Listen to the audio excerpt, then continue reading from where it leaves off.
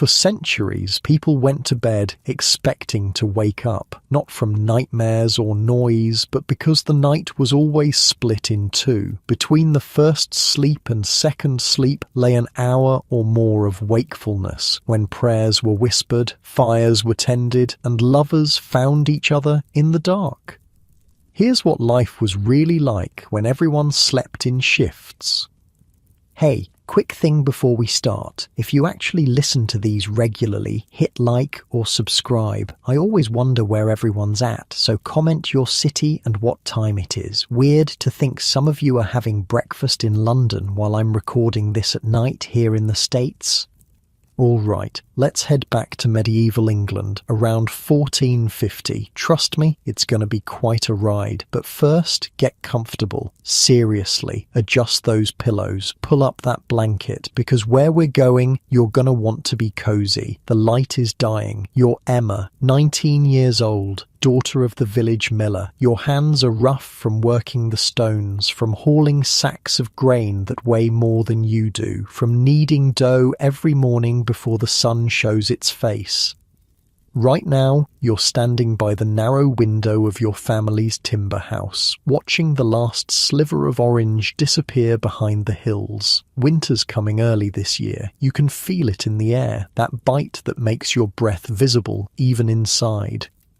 The house smells like smoke and old rushes. The floor reeds haven't been changed in weeks. They crunch under your feet, mixed with dust and bits of dried mud from your father's boots. There's a sour undertone too. Sweat, bodies, the bucket in the corner that won't be emptied until morning.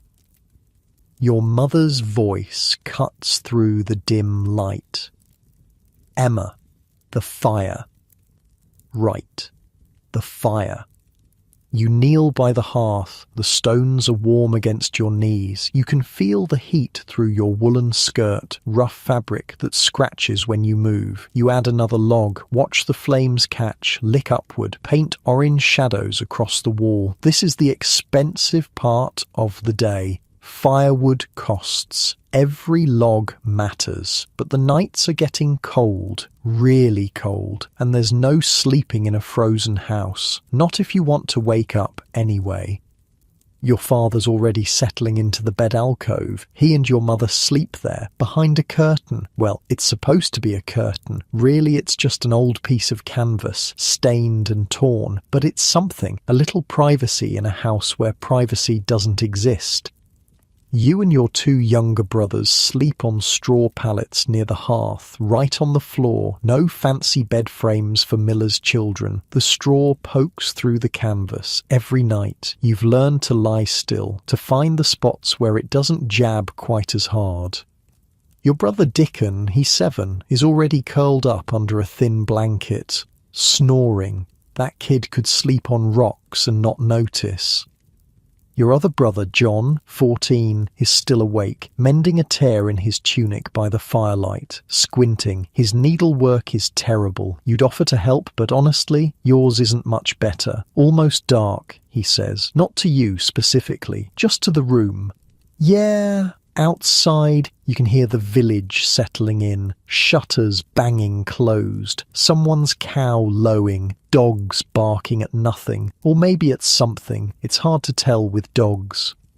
The darkness is coming fast now, like it always does. One minute you can see the hills, the next there's nothing but black. No street lamps, no electric lights, no glow from neighbouring houses, just pure, complete darkness. And that's when you go to bed, because what else are you going to do? Candles are expensive. Oil lamps are expensive. Sitting in the dark is free, but it's also boring and freezing. So you sleep. Your mother emerges from behind the curtain. Her face is tired. She's maybe 35 but looks 50. That's what happens when you've had 5 children and buried 2. Say your prayers, she tells you, like she does every night. You kneel. Press your palms together, mumble something about the Virgin Mary, something about protection through the night. You're not entirely sure of the words, you just know you're supposed to say them, that God expects it, that the priest says it keeps demons away. Demons. Yeah, That's a thing people worry about, especially at night, when the darkness is total and you can hear things moving outside, things that might be rats, or might be worse. Your mother crosses herself. Up at the vigil, she says. The vigil, the midnight waking, the time between sleeps. This is just how nights work. You go to bed around this time, maybe an hour or so after sunset. You sleep for 3, maybe 4 hours, then you wake up. Naturally, like your body just knows it's time, and then you're awake for a while. An hour, sometimes 2, in the complete darkness. Then you go back to sleep until dawn.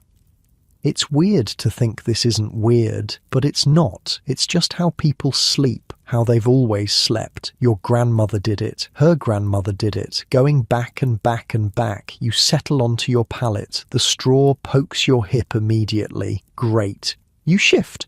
Find a slightly less stabby position, pull the blanket up. It's wool, scratchy, smells like sheep and sweat, but it's warm. Well, warmish. Your bare feet are already going numb.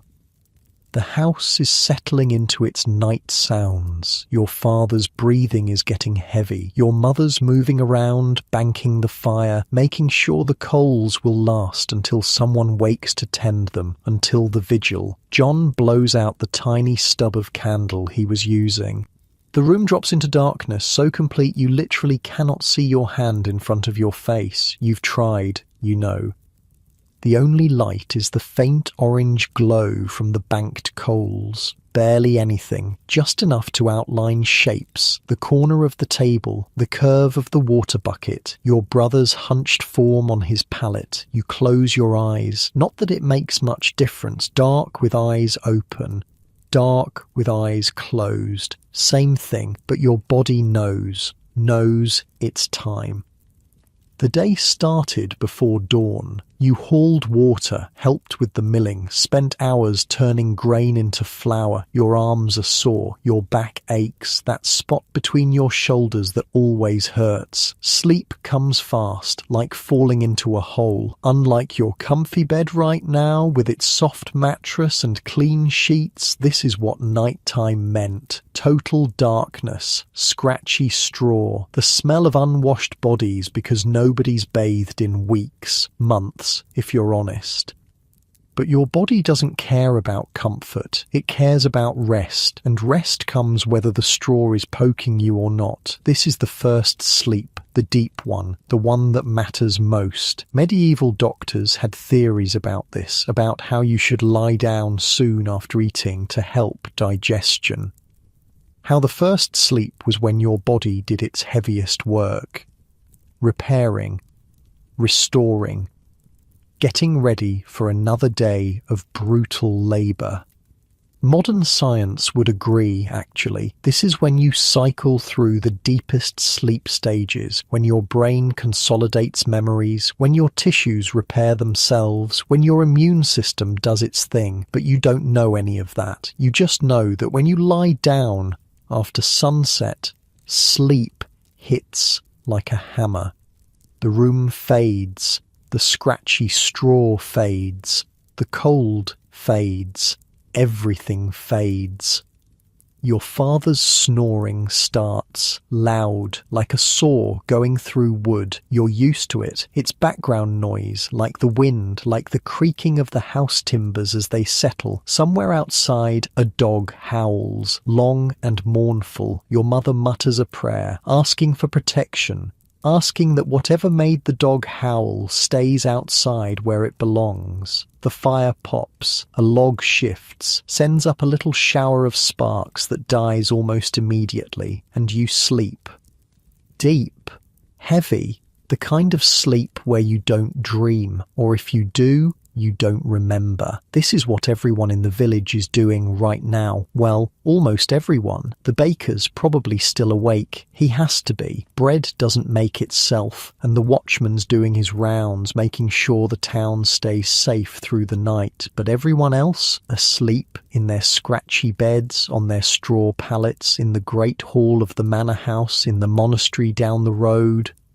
All of them sleeping the first sleep, the deepest sleep, the one that matters. Hours pass. You're not aware of them. Time doesn't exist when you're this deep under. Your breathing slows, your heartbeat slows, your body does what it needs to do. Outside, the night continues. The moon rises. Clouds pass over. An owl hunts in the field beyond the village. Mice scatter. The wind picks up, rattling the shutters. Inside, the fire burns lower. The orange glow dims. The coals go from bright to dull. And then, without any warning, without any reason you could name, your eyes open. You're awake. Just like that. From deep sleep to full wakefulness. No grogginess. No confusion. Just awake.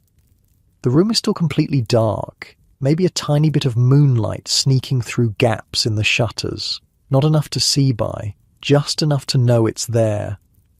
You don't know what time it is. There are no clocks, no way to tell, but your body knows. It's around midnight, maybe a little after, the middle of the night, the space between the sleeps. This isn't strange, you're not confused. This is normal. This is what happens. You lie there for a moment, listening. Your father's still snoring. Your mother's breathing is quiet, steady. She's probably awake too. She usually is, but she's not moving. Not yet. John shifts on his pallet, scratches himself, probably fleas. Everyone's got fleas. Your bladder makes itself known. Great, you're going to have to get up. The air outside the blanket is freezing, like actually freezing. You can see your breath, little clouds of vapour in the almost darkness. But you need to pee. So you sit up, the straw rustles, you feel around in the dark for your shoes. Well, they're not really shoes, more like wooden clogs wrapped in rags, but they keep your feet off the cold floor. Mostly, you stand, every muscle protests. You're stiff, sore, the kind of sore that comes from hard labour, and a straw bed. You shuffle toward the corner, toward the bucket, the one that smells like exactly what you think it smells like. You do your business. Try not to make too much noise. Fail. The sound echoes in the quiet house. Behind the curtain, your mother stirs. Emma? Just the bucket, you whisper back. Tend the fire while you're up. Of course, the fire. You make your way back to the hearth. The coals are barely glowing. You add a small log, not a big one. Can't waste wood, just enough to keep the heat going, keep the house from turning into an ice cave. The log catches. Flames lick up. Orange light floods the room. You can see now. The shapes resolve into real things. The table, the bench, the basket of turnips in the corner. Your hands are cold. You hold them near the flames. Feel the heat seep into your fingers. It feels good. Really good. After the freezing darkness, this is luxury. This is the vigil, the watch, the time between sleeps. And now you have an hour, maybe 2, before your body decides it's time for the second sleep. What do you do with this time, in this cold darkness, when everyone else is either asleep or doing exactly what you're doing? Well, that depends. Some nights you pray, that's what you're supposed to do. What the church says is the right thing, the holy thing. God is more attentive at midnight, they say. Your prayers have more power, more weight. Some nights you just sit, think, let your mind wander. Dreams from the first sleep are still fresh, vivid. People say the dreams before the first waking are more meaningful, more true. Signs from God, maybe. Some nights your mother wakes up too and you talk, quietly, about nothing important, about everything important. The kind of conversations that only happen in the dark, when the day's work is done, when there's nothing urgent to do. And some nights... Well, some nights are for other things, but right now you're just cold and awake and alone with the crackling fire and the sleeping house. This is what life was really like. Not the daylight stuff, not the work and the prayers and the public face, but this, the private hours, the stolen time, the space between the sleeps, this is when people were most themselves, when the darkness gave them permission to be human, to think, to feel, to just exist without anyone watching. You settle on the bench by the fire, pull your blanket around your shoulders. The wool is scratchy but warm, the fire is hypnotic, orange and red and yellow, dancing, always moving. Outside, you can hear the wind. It sounds lonely, like it's looking for something it can't find. But inside, you're warm, you're awake, you're alive. And in an hour or so, you'll go back to your pallet, back to your scratchy straw, back to sleep. The second sleep, the morning sleep, the one that carries you through to dawn. But for now, this moment belongs to you, in the darkness, in the quiet, in the space between the sleeps. This is the vigil, and this is just the beginning of the night. You're still sitting there, by the fire, watching the flames do their thing. Your stomach growls, loud enough that you actually look around to make sure nobody heard. But your brothers are still asleep. Your parents are quiet behind their curtain. Thing is, you're genuinely hungry. You ate dinner hours ago. Pottage, thick stuff made from whatever vegetables your mother could scrape together. Some old turnips, an onion, barley. It filled your belly then, but that was ages ago. You could eat something. There's bread from yesterday, hard as a rock by now, but you could dunk it in water, make it soft enough to chew. But no.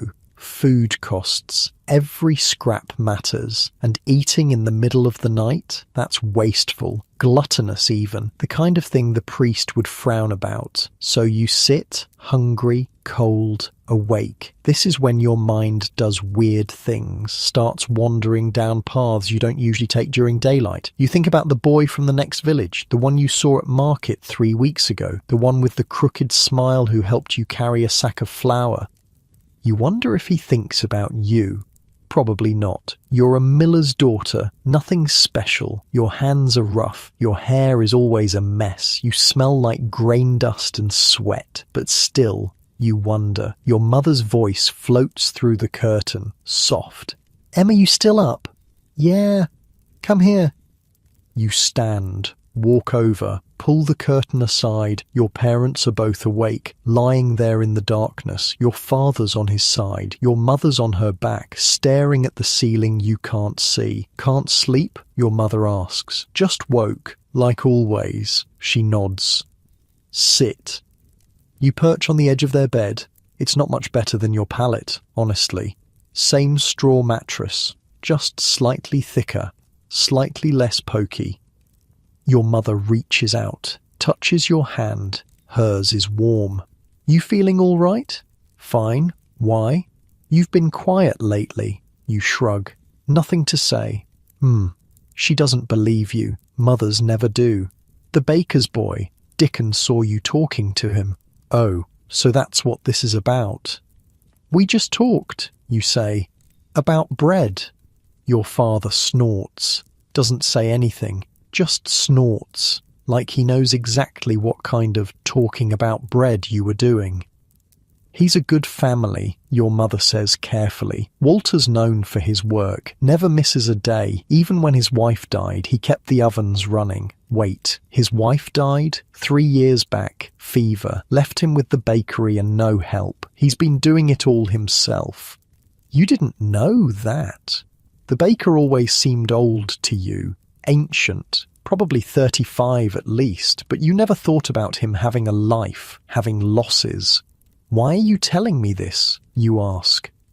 Your mother squeezes your hand, just saying, "Good family, hard worker, owns his trade." Oh no, this is a marriage conversation. Your mother is trying to marry you off to the baker, a man twice your age, a widower, someone who smells like yeast and flour.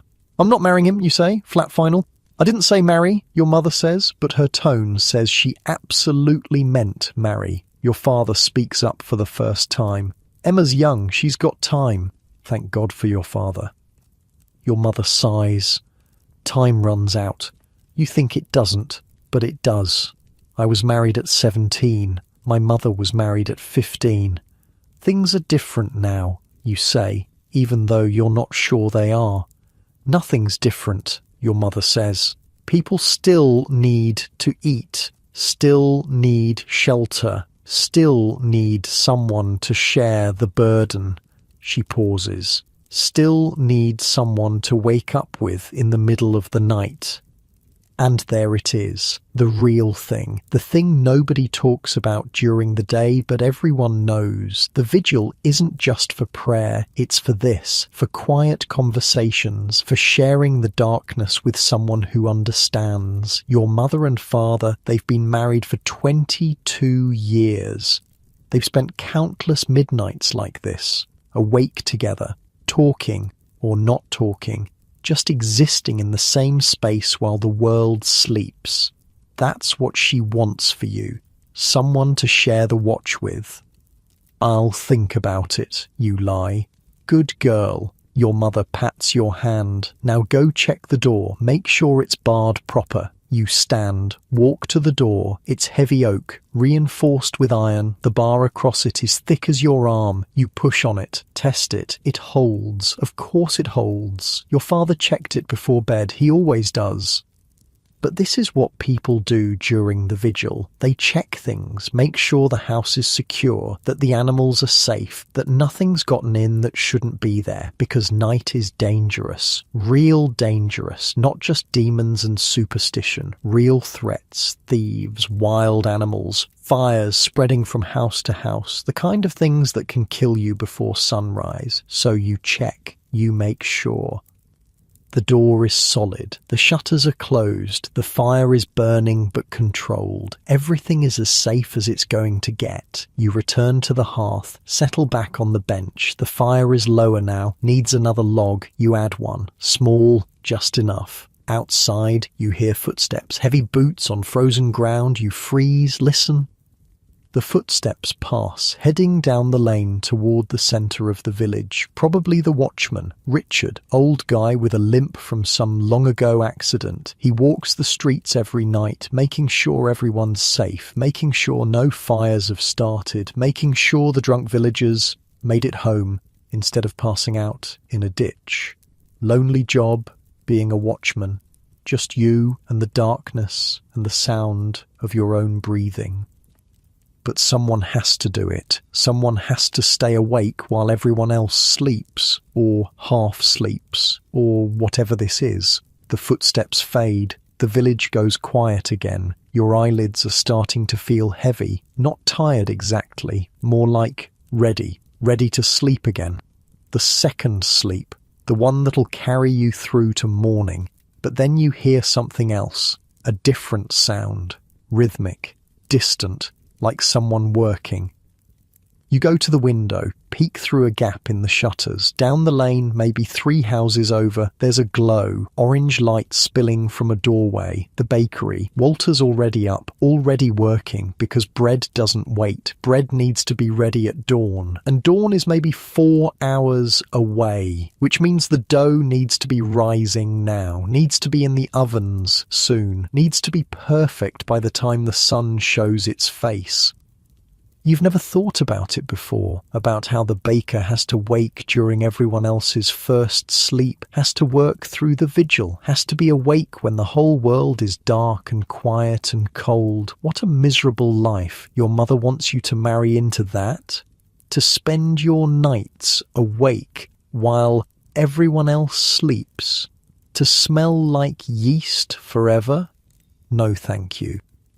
But still, you watch. There's something about that orange glow in the darkness, something warm, alive, proof that even in the deepest part of night, someone is working, creating, making tomorrow's bread while today is still technically happening. You let the shutter fall closed. Return to your bench, to your fire, to your own little pool of light in the darkness. This is the vigil. The watch, the time when you're supposed to pray, supposed to think holy thoughts, supposed to prepare your soul for the day ahead, but mostly you're just cold and hungry and wondering if the baker's boy really is as bad as marrying him sounds. Probably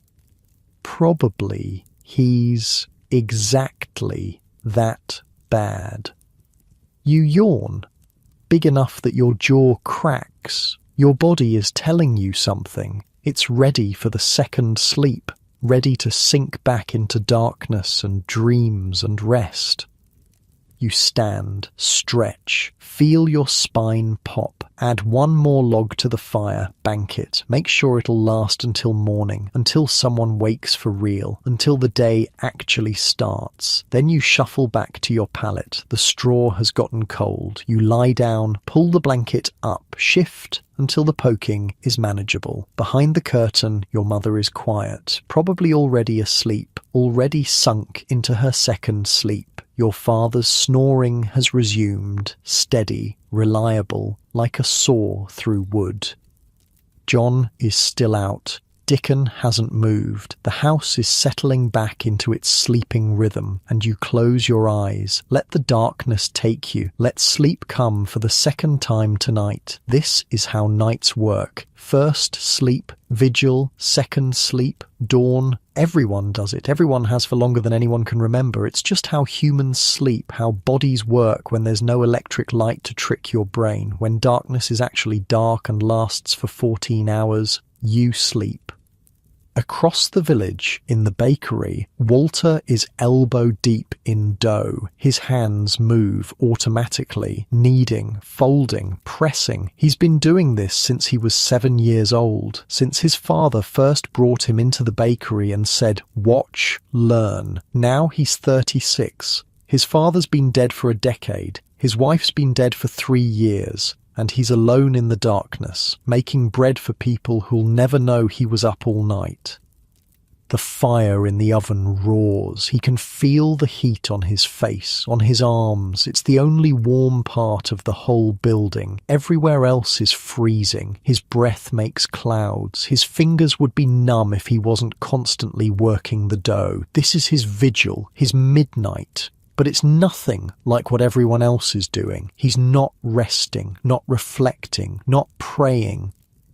He's working, because that's what bakers do. They work when normal people sleep. They make tomorrow's bread in today's darkness. He shapes a loaf, sets it aside to rise, starts on another. His movements are efficient, practiced, no wasted motion, no hesitation. Outside, he hears the watchman's footsteps. Richard doing his rounds. Walter doesn't look up, doesn't pause, just keeps working.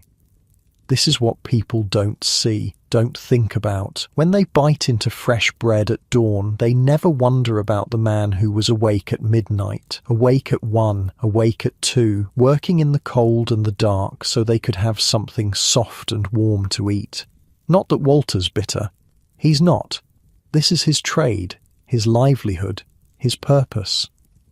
But sometimes he misses sleeping like normal people, misses waking up in the middle of the night just to check the fire, just to say a prayer, just to lie next to someone warm and alive and listen to them breathe. His wife used to wake during the vigil, come down to the bakery, sit with him while he worked. They'd talk, or not talk, just be together, in the orange glow of the oven, in the smell of rising dough, in the quiet hours when the whole world was asleep except them.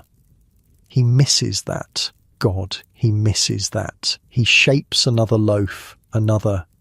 He's got 20 to make before dawn, 20 loaves for 20 families, plus the extra for the monastery. The monks always need bread, always. His back aches, that spot between his shoulders that never stops hurting. His hands are raw, cracked. The constant work with flour and water does that, makes your skin dry and rough and painful.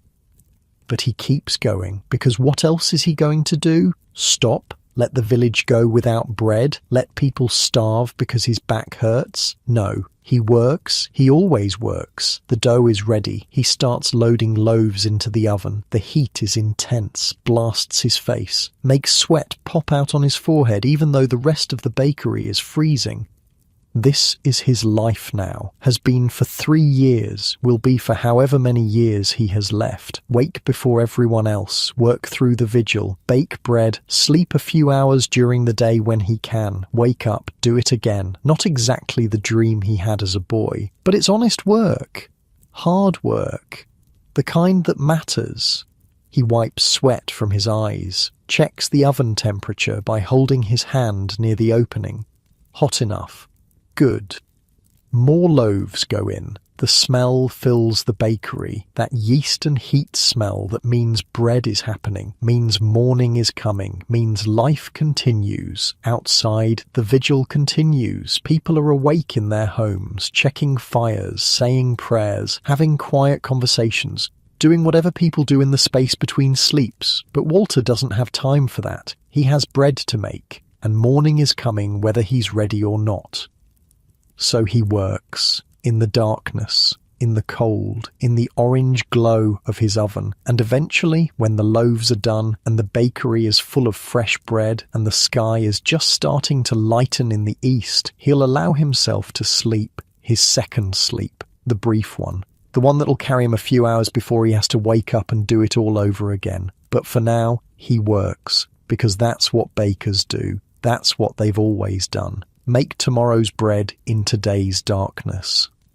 And somewhere in the village, in a timber house by the mill, a 19-year-old girl is sleeping her second sleep, dreaming whatever dreams come in the hours before dawn, not knowing that across 3 houses, in the orange glow of a baker's oven, a tired widower is making bread, and thinking about conversations in the dark with someone who's not there anymore. This is the vigil. This is the watch. This is what the night holds, for everyone, in their own way. And in a few hours, when the sun rises, it'll all start again. 3 miles away, Agnes is awake. She didn't mean to wake up. She was having a good dream, something about gardens and sunshine and her daughter laughing, but then her eyes opened and the dream dissolved like smoke. The room is dark, but not village dark, not that complete suffocating blackness where you can't see your own hand. No, this is manor house dark, which means there's a brazier glowing in the corner, means there are tapestries on the walls blocking most of the drafts, means her bed has actual curtains, heavy ones, embroidered with her husband's coat of arms. She's 28, lady of the manor, wife to Lord Robert, who's currently snoring beside her like a dying horse. Her daughter Eleanor is in the next room, 4 years old, probably asleep, probably dreaming whatever 4-year-olds dream about, dolls maybe, or the cat. Agnes shifts. The bed is so much better than Emma's straw pallet. It's a feather bed, actual feathers, over a wool mattress, over a wooden frame with rope supports that don't sag too badly. She has linen sheets, 2 wool blankets, a fur coverlet that probably cost more than most villagers make in a year. But she's still awake at midnight, just like the miller's daughter, just like the baker, just like everyone, because bodies don't care about money. They wake when they wake. She sits up, careful not to disturb Robert. He gets cranky when his sleep is interrupted, and cranky Robert is not fun to deal with. The brazier casts an orange glow, enough to see by, enough to move around without tripping over things.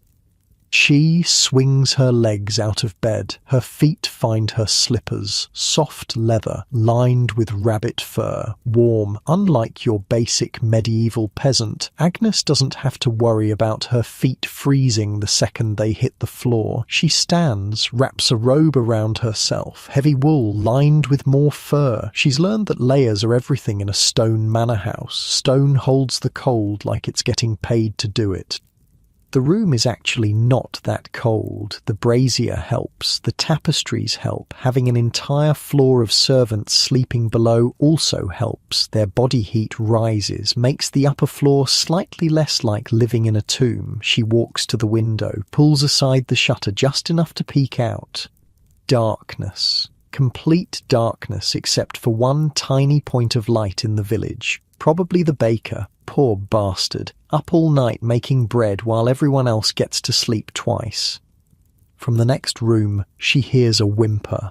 Eleanor. Agnes moves fast, opens the connecting door. Eleanor's room is smaller, but still nice. Still has a brazier, still has tapestries, still has a proper bed, though smaller than Agnes's. Eleanor is sitting up, her face is scrunched. On the edge of crying, but not quite there yet. Mama? I'm here, love. Agnes crosses to the bed, sits on the edge. Bad dream?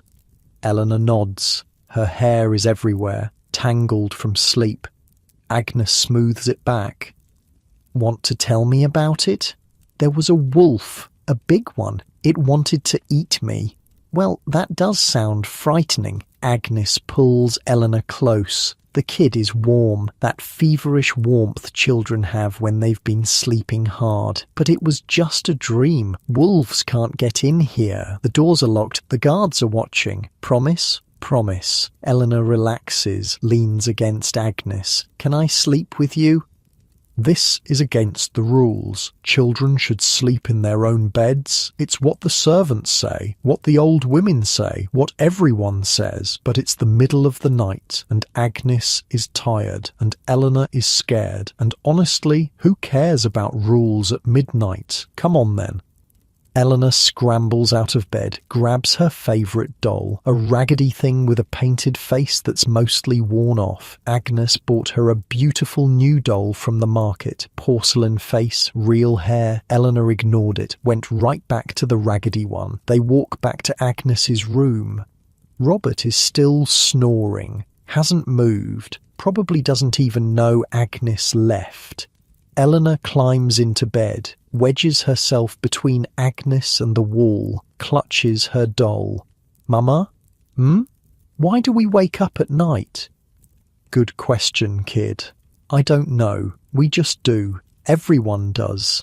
Even Papa. Agnes glances at Robert. Even Papa, though he usually just goes back to sleep without waking all the way up. I don't like it. It's scary. I know. Agnes strokes Eleanor's hair. But you're safe. I'm right here. Eleanor is quiet for a moment. Then, do you think the baker is awake? Random question, but Agnes has learned that 4-year-olds' brains work in mysterious ways. Probably. He has to make bread for tomorrow. That's sad. He should sleep. Yeah, he should. They lie there. Agnes listening to Eleanor's breathing, feeling it slow down, feeling the kid relax, drift back towards sleep. This is what the vigil is for rich people, for nobles, for ladies of the manor, tending to children, comforting them, lying in the darkness of a well-appointed room and trying to convince a scared 4-year-old that wolves can't break down oak doors. It's different from Emma's vigil, different from Walter's, but it's still waking, still being conscious in the middle of the night, still having that quiet hour where the world pauses. Eleanor's breathing changes, deepens. She's asleep again, out like a light, clutching her ugly doll. Agnes should go back to sleep too, should sink into her second sleep and wake up at dawn like a normal person. But she's awake, fully awake, and her mind is doing that thing where it starts churning through problems, things she needs to handle tomorrow, things she's been avoiding. The harvest was bad this year. Not terrible, but not great, which means the villagers are going to struggle, which means more people are going to show up at the manor asking for help, asking for food, asking for mercy on their rents, and Robert will want to say no, because Robert always wants to say no, because he thinks being generous makes you weak. But Agnes knows. You can't squeeze blood from a stone. You can't demand rent from people who literally have nothing. Well, you can, but then they die. And dead peasants don't pay rent at all. She needs to talk to him, convince him, make him see reason. Good luck with that. she sighs quietly.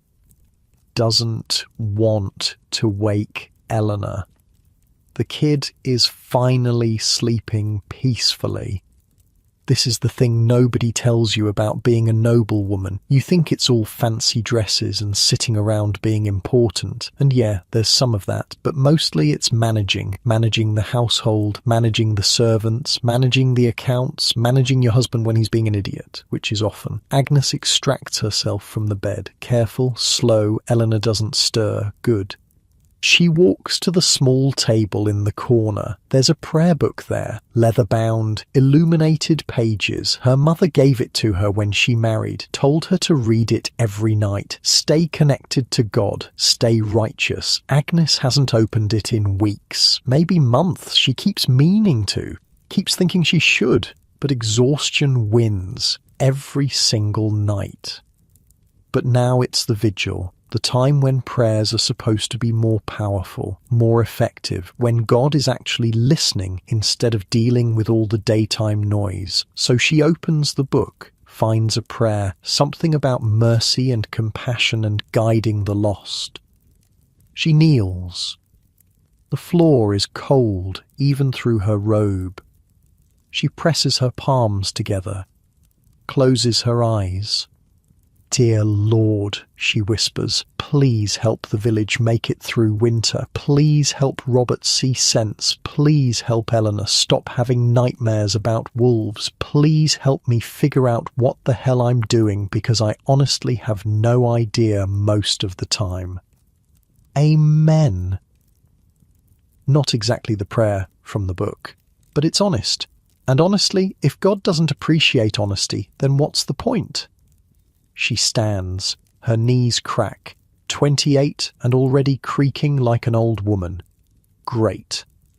From down the hall she hears movement. Servants, probably. The manor house is never truly quiet. Too many people, too many lives intersecting. She walks to the door, opens it quietly, peers out into the hallway. Maud, the head servant, is walking toward the kitchens, carrying a candle.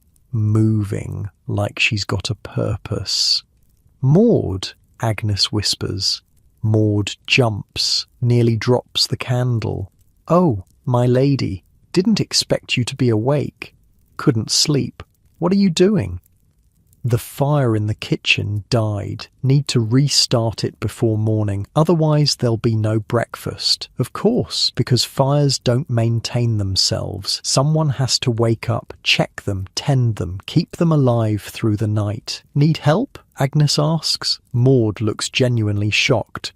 "My lady, you don't need to. I'm awake anyway. Might as well do something useful."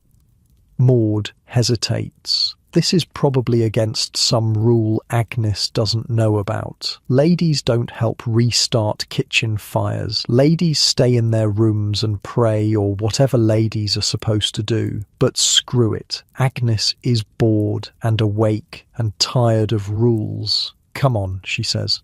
"Show me how it's done." They walk to the kitchen together. It's dark, cold.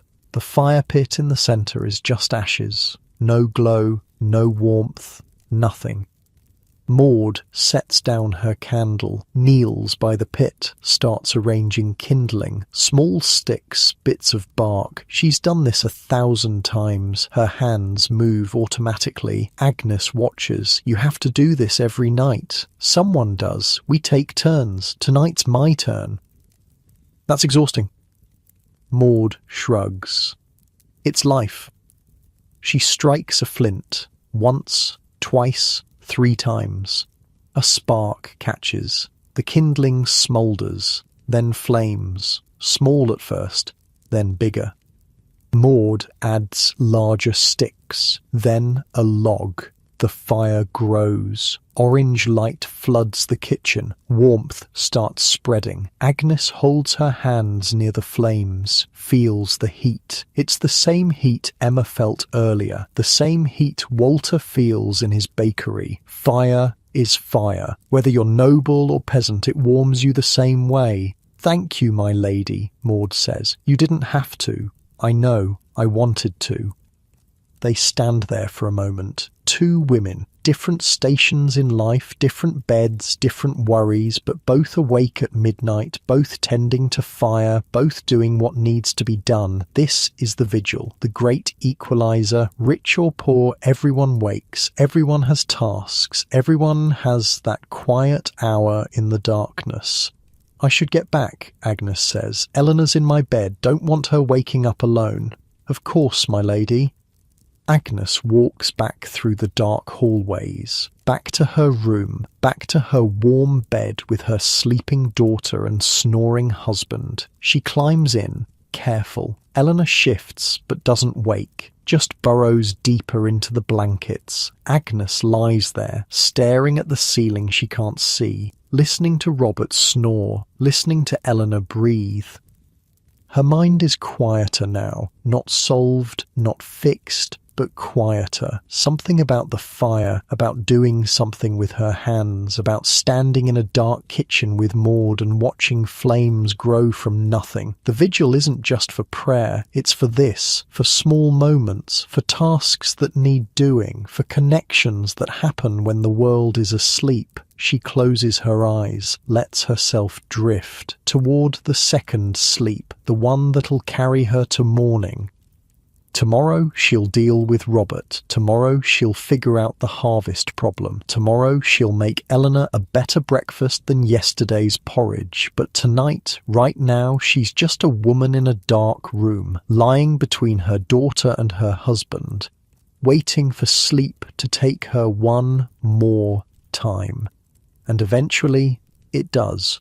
Pulls her under, into dreams about gardens and sunshine and Eleanor laughing, the good dream from before, the one that makes the vigil worth waking for. Back in the village, Emma is deep in her second sleep, dreaming about something she won't remember when morning comes. Walter is pulling bread from the oven, checking each loaf, making sure they're perfect, because imperfect bread means angry customers, and angry customers means no money. Richard the watchman is at the edge of the village, checking the gates, making sure they're secured, thinking about his own bed, his own wife, who's probably awake right now, waiting for him to come home, to have their own quiet conversation before the second sleep. And Agnes is drifting, sinking, falling into that deep place where dreams live, where wolves can't reach, where Eleanor is safe and happy and the harvest is good and Robert listens to reason. All of them connected by the same rhythm. First sleep, vigil, second sleep, dawn. A rhythm as old as humanity itself, as natural as breathing, as inevitable as the darkness that comes every single night. This is how people lived, how they rested, how they moved through the hours between sunset and sunrise. And in a few hours, when the sky starts to lighten and the roosters start crowing and the whole world begins to wake for real, they'll all rise, ready or not, and start another day. But for now, they sleep, the second sleep, the final rest before morning, the sleep that carries them through to dawn. Richard's feet hurt, his back hurts, his left knee, the one that got smashed by a cartwheel 8 years ago, is screaming at him, but he's almost done with his rounds, almost home. The village is quiet, mostly. A few houses still have that orange glow leaking through shutters. People awake during the vigil, tending fires, saying prayers, doing whatever people do when they wake up at midnight. He's been walking for 3 hours, checking doors, checking gates, making sure nobody's lying drunk in the street, making sure no fires have started, making sure the village is safe for another night. 42 years old, and this is his life, walking in the dark, alone, while everyone else sleeps, or half sleeps, or whatever. He passes the bakery. Walter's in there. Richard can hear him working, the sound of dough being slapped onto a board, the scrape of the wooden peel sliding into the oven, the smell of bread already baking. Poor bastard never sleeps. Well, He sleeps, but not like normal people, not the 2 sleeps with a nice rest in between. Walter gets maybe 3 hours total, in bits and pieces, whenever he can steal them from the bread. Richard keeps walking. His knee is really bad tonight. The cold makes it worse, makes the old injury ache deep in the bone. But he's almost home. Just a few more houses, just past the miller's place, where Emma and her family are probably all sleeping their second sleep by now, past the blacksmith's workshop, past the widow's cottage where old Margaret lives alone and probably doesn't sleep at all anymore. And then, finally, his own house. Small, 1 room, but it's his, shared with Mary, his wife of 15 years. He opens the door. Quiet. The room is dark except for the glow of banked coals in the hearth. Warm air hits his face. Feels like heaven after 3 hours in the freezing night. "Richard?" Mary's voice, soft, from the bed. "It's me. You're late. Had to check the north gate twice. Thought I heard something." "Did you?" "Just a fox." "Maybe." He hears her shift in the bed. Hears the straw rustle. "Come here. You're freezing." He is. His hands are numb. His face feels like ice. He crosses to the bed, sits on the edge, starts untying his boots. His fingers don't want to work right. Mary sits up, helps him. Her hands are warm. Quick. She gets his boots off, gets his cloak off, gets him down to his undershirt and brays. "You're going to catch your death," she says, like she does every night. "Not dead yet. Not for lack of trying." He climbs into bed. The warmth is instant, overwhelming. Mary's already warm from sleeping. She wraps herself around him, shares her heat. This is what makes the cold nights bearable. Coming home to this, to warmth, to Mary, to not being alone. They lie there not talking, just breathing, just being. After a while, Mary speaks. "I woke up an hour ago." "Yeah? Couldn't get back to sleep. Been lying here thinking." "About what?" "About you, walking around in the dark, by yourself." Richard pulls her closer. "It's fine. It's my job. I know. Doesn't mean I have to like it. You knew what you were getting when you married a watchman. I was 17. I didn't know anything." "Fair point." Mary is quiet for a moment. Then, "The baker's daughter came by yesterday." "Walter doesn't have a daughter." "No. The miller's daughter, Emma, asking about bread prices." Richard sees where this is going. And I think maybe her mother put her up to it, to talk to Walter, see if there's interest in marrying her off to him. He's twice her age. He's got a trade, owns his bakery, not the worst match. Richard thinks about this, about Emma, young and rough-handed and full of whatever dreams 19-year-olds have, about Walter, tired and alone and buried in flour. She deserved better than that. Better than what? A man who works hard, who owns his own business, who could give her a comfortable life. Better than waking up at midnight every night for the rest of her life to help bake bread. Mary is quiet. Then she laughs, soft. "You wake up at midnight every night. That's different." "How?" "I get to come home to you." Mary kisses his shoulder. Smooth talker.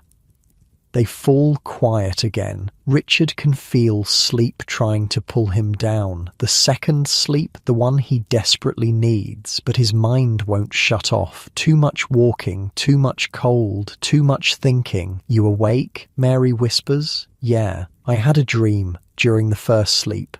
"Yeah?" "About my mother. She was young, healthy, before the sickness took her." Richard remembers Mary's mother. Tough woman. Died hard. Good dream or bad dream? Good. She was laughing, telling me something. I can't remember what, but it felt important. People say dreams before the vigil are like that. More real, more meaningful. Messages from God, maybe, or just your brain doing weird things. Hard to tell. Maybe it was important, Richard says. Maybe. Mary shifts, gets comfortable against him. Are you hungry? Starving. There's bread from yesterday and some cheese. Richard's stomach growls, loud enough that Mary laughs. I'll take that as a yes. She gets up, moves to the table. Richard hears her fumbling around in the dark, hears the sound of bread being torn, cheese being cut. She comes back to bed with food. They sit there, under the blanket, eating in the darkness, passing the bread back and forth, sharing the cheese. This is what the vigil is really for. Not prayer, not chores. This, sitting with someone you love, eating stale bread and hard cheese, talking about nothing, about everything. The harvest was bad, Mary says through a mouthful of bread. I know, people are going to struggle. They always struggle. This year will be worse. Richard knows she's right. He's seen it on his rounds, seen the way people's houses look darker, quieter, seen the way the smoke from their fires is thinner, less wood burning, less food cooking. We'll manage, he says, because what else can he say? Will we? We always do. Mary leans against him. I'm tired, Richard. I know. Not just tonight tired. All the time tired. He wraps his arm around her, holds her. Me too. And they are, both of them, tired from work, from worry, from living in a world where survival is the best you can hope for, where comfort is a warm bed and stale bread and someone to share it with, but they have each other, and in the darkness of a medieval night. That's not nothing. That's actually everything. They finish the food, brush the crumbs off the blanket, settle back down. Second sleep? Mary asks. Second sleep. They curl together, Mary's back against Richard's chest, his arm over her waist, both of them warm, both of them fed, both of them not alone. This is the vigil at its best, the quiet moment, the stolen time, the hour when life stops being about survival and starts being about connection. Richard closes his eyes, feels sleep coming for him. The second sleep. The final rest before dawn and another day and another night of walking in the cold. But right now, he's warm. He's fed. He's with Mary. And that's enough. 3 houses over, Emma's mother and father are having their own midnight conversation. Her mother's voice is low, urgent. You need to talk to her. I'm not talking to her about this. Why not? You're her father. That's exactly why not. This is woman business. Emma's mother sighs. She likes the baker's boy. He's not a boy. He's a man. A grown man. You know what I mean. Emma's father is quiet. Emma can hear all of this. She's not asleep. Hasn't been for a while, but she's pretending, lying very still on her pallet, listening to her parents argue in whispers. She could do worse, her father finally says. She could do better. How? Who? Name one man in this village who's got better prospects than Walter. Silence, because there isn't one. Walter owns his trade, has his own building, makes actual money. Not a lot, but more than most. She's young, her mother says. So were you when we married. That was different. How? Another silence, longer this time. Then her mother speaks, very quiet. I want her to have choices. That's all. I want her to choose, not have it chosen for her. Emma's heart does something weird, something warm and painful at the same time. Her father is quiet for a long moment. Then she'll choose. Whatever we say, whatever we do, she'll choose. That girl's got a mind of her own. Always has. I know.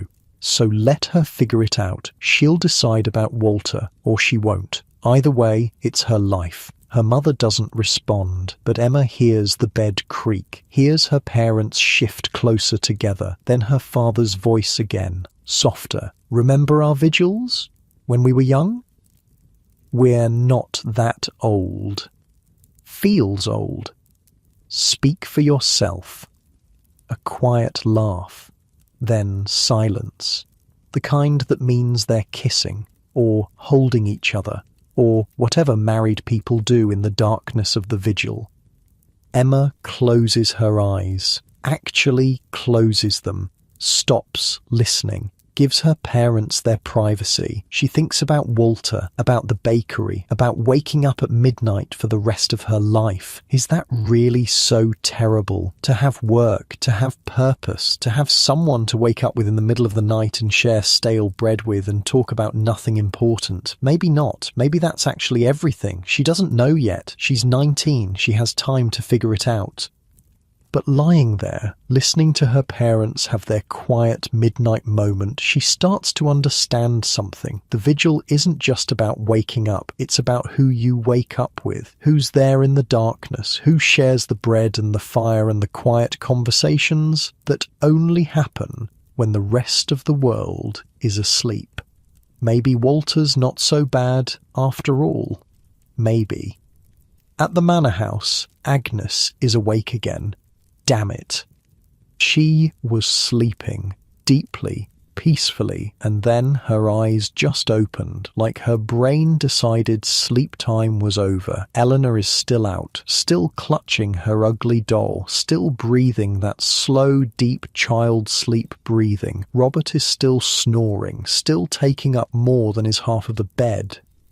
Agnes lies there, staring at darkness, thinking about the conversation she needs to have with him, about the harvest, about the rents, about being reasonable. "You awake?" Robert's voice, rough, sleepy. Agnes nearly jumps out of her skin. "I thought you were asleep." "I was. Then you woke up, and then I woke up." "Sorry. Don't be." He shifts, turns toward her. "Can't sleep? Not anymore? What's wrong?" Where does she even start? Everything. Nothing. The harvest. The village. Eleanor's nightmares. The fact that winter's coming and we're not ready. Robert is quiet. Then, "We're ready." Are we? We have stores. We have grain. We'll manage. And the villagers? They'll manage too. Agnes wants to scream, wants to shake him, make him understand. They won't. Not if we demand full rents, not if we don't help. If we help everyone who needs it, we'll have nothing. If we help no one, we'll have a dead village. And then what? Who works the fields? Who pays any rent at all? Robert sighs. "You worry too much." One of us has to. He reaches over, finds her hand in the darkness, holds it. "We'll figure it out. We always do." Agnes wants to believe him, wants to think it'll all work out, but she's seen bad winters, seen what happens when the harvest fails and the nobles squeeze too hard, seen people starve, seen children die. She doesn't want that, not in her village, not on her watch. "Promise me something," she says. "What?" "Promise me you'll listen when people come asking. Promise me you'll actually hear them. Consider their situation." Robert is quiet for a long time. Then, "I promise." It's not enough. It's not a guarantee, but it's something. "Thank you." They lie there, hands clasped, Eleanor sleeping between them, the vigil stretching out, quiet, dark, full of thoughts and worries and things that only make sense in the middle of the night. "Agnes." I do listen. To you. Even when I pretend not to." She squeezes his hand. "I know." Good. And maybe that's the real point of the vigil, the real reason bodies wake up at midnight. Not for prayer, not for chores, but for this, for honest conversations in the dark, for saying things that are too hard to say in daylight, for holding hands and making promises and being real with each other. Agnes closes her eyes, feels sleep coming back, the second sleep, the final rest. Tomorrow she'll worry, tomorrow she'll plan, tomorrow she'll figure out how to save the village from winter. But tonight, right now, she's just a wife holding her husband's hand in the dark while their daughter sleeps between them, and that's enough. For now, that's enough. Walter's hands are covered in flour, white dust up to his elbows, under his fingernails, in every crack and crease of his skin. He's been at this for 4 hours now, 4 hours of kneading, shaping, loading loaves into the oven, pulling them out, starting over. His back is killing him. That spot between his shoulders feels like someone's driving a spike into it. His feet hurt, his wrists hurt, everything hurts, but the bread is coming out perfect, golden brown, crispy crust, soft inside, the way bread should be. He sets another loaf on the cooling rack, wipes sweat from his forehead with his forearm, leaves a white streak of flour across his face. He doesn't notice, doesn't care. The oven is roaring, heat blasting out every time he opens the door. The rest of the bakery is freezing, but his face feels like it's burning, like he's standing too close to the sun. Outside, he hears footsteps. Richard again, making another round. The watchman never stops, just walks and walks and walks. All night, every night. At least Walter gets to stand still, gets to be inside, gets to be near the heat. Small blessings. He pulls another loaf from the oven, checks it, perfect. Next one, perfect. Next one, also perfect. Good. The monastery order needs to be flawless. The monks don't accept garbage bread. They're paying customers, important customers. You don't disappoint the monks. Walter sets the monastery loaves aside, covers them with a clean cloth. They'll go out at dawn. Brother Benedict will come collect them personally, like he does every morning. Same time, same routine. Walter likes Brother Benedict. Quiet guy, never complains, always pays on time, unlike some people in this village who think bread should be free because they're going through a hard time. Everyone's going through a hard time. That's just life. Walter starts on the next batch. More dough, more kneading, more shaping. The movements are automatic now. His hands know what to do without his brain getting involved, which leaves his brain free to wander, to think, to remember. 3 years since Margaret died, 3 years of doing this alone, of waking in the middle of the night to an empty house, of working through the vigil with nobody to talk to, nobody to share the load. She used to help before the fever took her. She'd wake during the vigil, come down to the bakery, work alongside him. They'd talk, or not talk, just be together, in the orange glow of the oven, in the smell of rising dough. He misses that. God, he misses that. But sitting around missing her doesn't make bread, doesn't pay the bills, doesn't keep the oven burning, so he works. He always works. The door opens, cold air rushes in. Walter looks up. It's John, the miller's son, 14, skinny, all elbows and knees. "We're not open yet," Walter says. "I know. My mother sent me, asked if you need help." Walter stares at him. "Help with what?" "The baking. She said maybe you could use an extra pair of hands during the vigil." "Ah, so that's what this is. Emma's mother is playing matchmaker. Send the son to help the baker, get the families talking, see if there's interest. Subtle, real subtle. "I don't need help," Walter says. "Oh, okay." John looks disappointed, or maybe relieved. Hard to tell. "I'll tell her." He turns to leave.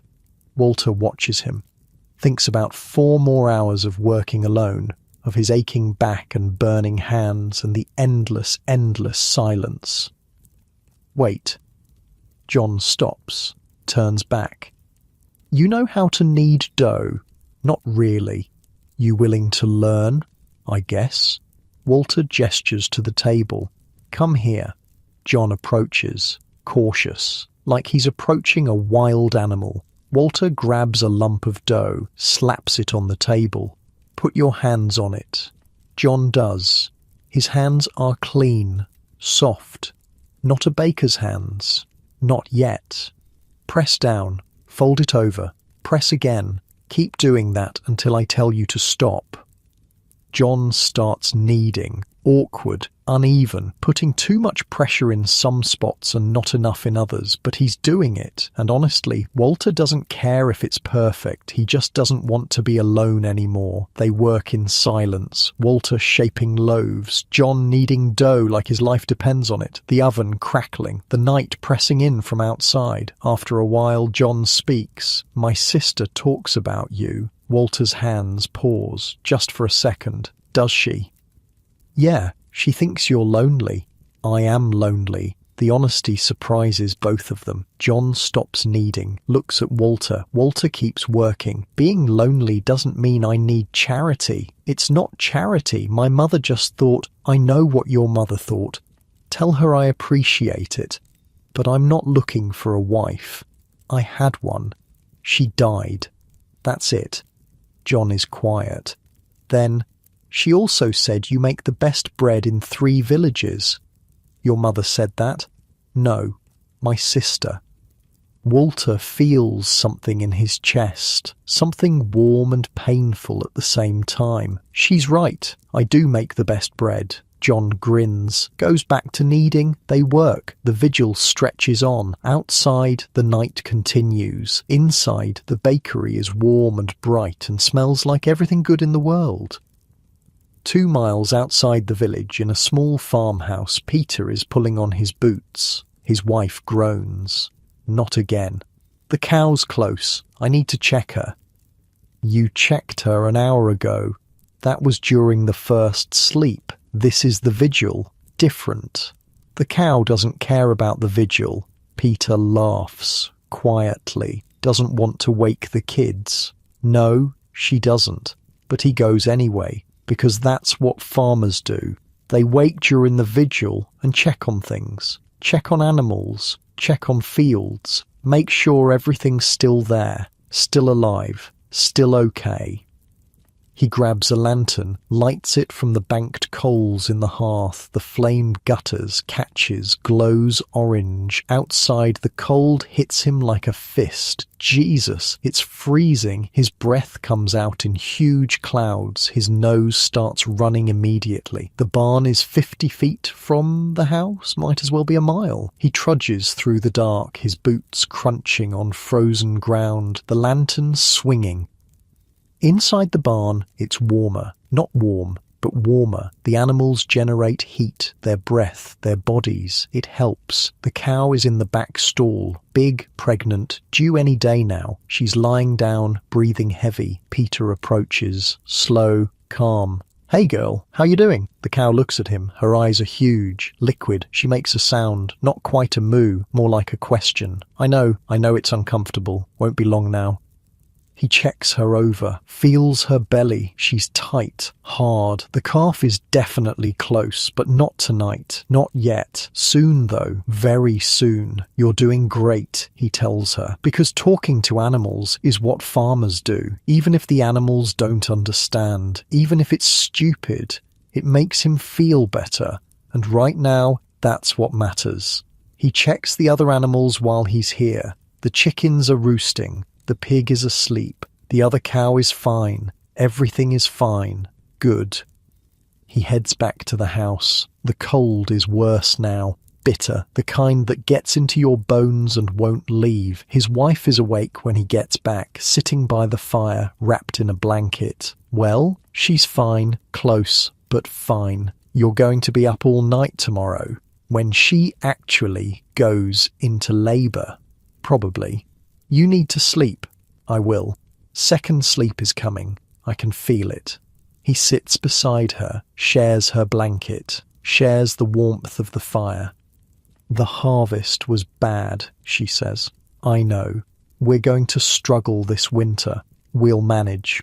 "Will we?" Peter doesn't answer, because honestly, he doesn't know. The harvest was bad. They have enough grain to last maybe 3 months, maybe. After that, it's prayer and luck and hoping nothing else goes wrong. But saying that won't help, won't change anything, so he just holds her, shares the blanket, shares the fire.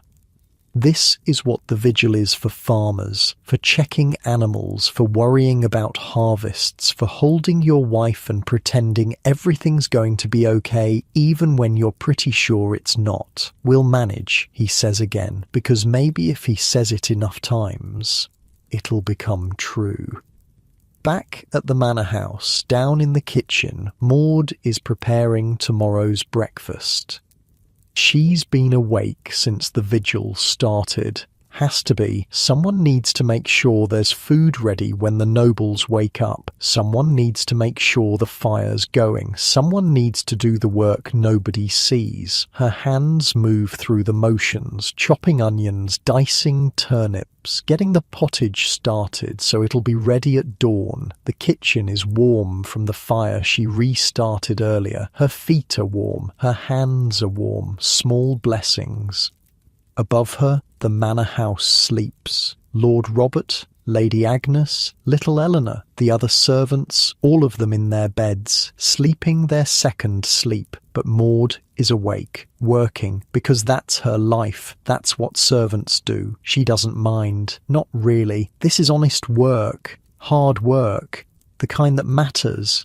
And it's quiet, peaceful. Nobody's yelling at her. Nobody's demanding things. Just her and the fire and the food and the steady rhythm of chopping. This is her vigil, her midnight, not prayer, not rest, just work, the kind of work that keeps the world turning. She hears footsteps above, someone walking, probably Lady Agnes. The lady doesn't sleep well. Maud knows, has heard her pacing at night, heard her talking to Lord Robert, heard the worry in her voice. The nobles have their problems, the servants have theirs, different problems, same darkness, same vigil, same midnight. Maud adds the vegetables to the pot, stirs, the smell fills the kitchen, onions and turnips and barley. Not exciting, but it's food, and food matters. She sits by the fire, gives herself a moment, just a moment, to rest, to breathe, to not be working. The vigil stretches on. Outside, the night is complete. Inside, the fire crackles, the pot bubbles, life continues. In an hour or so, Maud will finish her work, will climb the stairs to her small room, will lie down on her narrow bed, will sleep the second sleep, the brief one, the one that'll carry her to dawn when she has to wake up and do it all over again. But for now, she rests, lets the fire warm her, lets the smell of cooking food fill her nose, lets herself just be. This is the vigil, for everyone, in their own way, rest or work, prayer or practical tasks, alone or together. The vigil is what you make it, and right now Maud makes it about sitting by a fire, warming her hands, stealing a moment of peace before the world wakes up and demands things again. At the monastery, 3 miles from the village, the bells are ringing. Brother Benedict wakes immediately. Years of training, years of discipline. The bells ring, you wake. Simple. He swings his legs out of bed. The dormitory is freezing. The stone floor is colder. He finds his sandals, puts them on, wraps his robe tighter. Around him, the other monks are doing the same. Silent, efficient. Nobody talks. Nobody needs to. The bells call them to matins. The midnight prayer, the vigil service. They file out of the dormitory, down the cold hallway, into the chapel. The chapel is dark except for a few candles. The stone walls hold the cold like a tomb. Brother Benedict can see his breath. They take their places, stand in rows, face the altar, and they pray, sing the psalms, chant the responses, let the words wash over them, through them. This is what monks do during the vigil. They pray. They worship. They dedicate the darkness to God. Brother Benedict's mind wanders. He tries to focus, tries to keep his attention on the words, on the meaning, on the devotion, but his thoughts drift to the bread Walter will have ready at dawn, to the work that needs doing in the garden, to the letter he needs to write to his brother in the next town. Human thoughts, mundane thoughts, the kind of thoughts that have nothing to do with God and everything to do with just being alive. He pulls his focus back, returns to the psalm, to the chanting, to the ritual. This is the vigil, the watch, the time when heaven and earth are supposed to be closer, when prayers have more weight, when God actually listens. Brother Benedict isn't sure he believes that, but he does it anyway, because that's what monks do. They pray, they work, they follow the rule. And maybe that's enough. Maybe devotion doesn't require belief. Maybe it just requires showing up, night after night, vigil after vigil, praying the words even when they feel empty. The service ends, the monks file out, return to their cells, return to their narrow beds. Some will sleep the second sleep, some will stay awake, will study, will read, will continue their private devotions. Brother Benedict returns to his bed, lies down, closes his eyes. Sleep comes quickly, the second sleep, the final rest before dawn, and another day of work and prayer and trying to be holy in a cold stone monastery. But for now, he sleeps. Like everyone else, like the miller's daughter and the baker and the watchman and the farmer and the servant and the noble lady. All of them sleeping. All of them resting, all of them waiting for dawn. In the alehouse at the edge of the village, 3 men are awake. They're not locals, travellers, merchants maybe, or just men passing through on their way to somewhere else. They're sharing a bed, all 3 of them, crammed onto a wooden platform with a thin straw mattress and one scratchy blanket between them. The one on the left is maybe 30. The middle one is older, 50 at least. The one on the right is young, 20, 21. They woke up an hour ago, all 3 at roughly the same time, just like everyone else. The young one speaks first. "I can't sleep like this." "Get used to it," the older man says. "This is how travel works. You share beds, you deal with it." He's snoring. The young one points at the middle man, who is indeed snoring, loud, like rocks grinding together. "Then wake him up. You wake him up." "I'm not waking him up. Let him sleep." The young one sighs, shifts position. The straw pokes him in the ribs. "This is miserable." "You want miserable? Try sleeping on the ground, in the rain, with nothing but your cloak for a blanket. That's miserable. This?" The older man gestures at the bed. "This is luxury." The young one doesn't look convinced. They lie there, all 3 of them, awake during the vigil, not by choice, just because that's what bodies do. They wake up at midnight whether you want them to or not. Downstairs they can hear movement. The alehouse keeper, probably checking the fire, making sure the building doesn't burn down while everyone sleeps. "You think he's got food?" the young one asks. "Not for us, not until morning." "I'm hungry." "You're always hungry." "I'm 20, I'm supposed to be hungry." The older man laughs, quietly. "Fair point." They fall silent again. Outside, wind rattles the shutters. Inside, the middleman keeps snoring. This is the vigil for travellers, for people on the road, for men who don't have homes, don't have wives, don't have the comfort of familiar beds and familiar sounds, just shared mattresses with strangers, cold alehouses, the uncertainty of tomorrow. The young one speaks again. "You ever think about settling down?" "Every day." "So why don't you?" The older man is quiet for a long time. Then, "Because I'm good at this, at travelling, at trading, at moving from place to place. I'm not good at staying still." "That sounds lonely." "It is." They lapse back into silence. The vigil stretches on. The young one eventually stops squirming. The older man closes his eyes. The middle man keeps snoring.